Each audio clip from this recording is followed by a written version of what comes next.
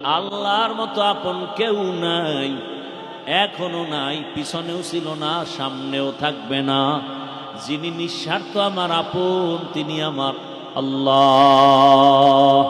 ইয়া ইলাহি মুঝসে মুঝকো দূর কর, তাকে দেখো মুঝ में तुझको एक नजर। या इलाही तू मेरा माबूद है, या इलाही तू मेरा माशूक है। সিরাত সম্মেলন মানি রসুলের আদর্শের বয়ান, রসুলের আদর্শ মানি কোরআনুল কারীম।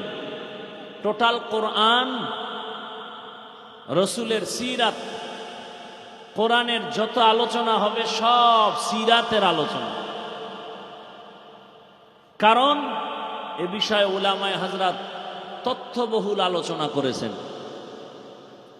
আল্লাহ দুনিয়াতে মানুষ পাঠাইছেন, এ কথা বলতে গিয়ে আল্লাহ পাক বললেন, আমি মানুষ ও জিন সৃষ্টি করি নাই, হ্যাঁ করেছি ইবাদতের জন্য। করি নাই, হ্যাঁ করেছি, এভাবে না বলে ডাইরেক্ট যদি বলতেন ইবাদতের জন্য মানুষ সৃষ্টি করেছি, আল্লাহ ডাইরেক্ট না বলিয়া বললেন আমি জিন ও ইনসান বানাই নাই, সৃষ্টি করি নাই, হ্যাঁ করেছি। ঘুরাইয়া বললেন কেন? আল্লাহ মানুষের জেহেন আর অন্তর খালি করে বললেন তোরে বানানো হয় নাই, এটা দিলের মধ্যে ঢুকা।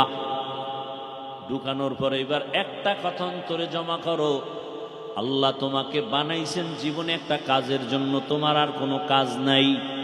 জীবনে তোমার মরণ পর্যন্ত একটা কাজ, ওই কাজের নাম হলো ইবাদত। কাজের নাম কি? ইবাদত।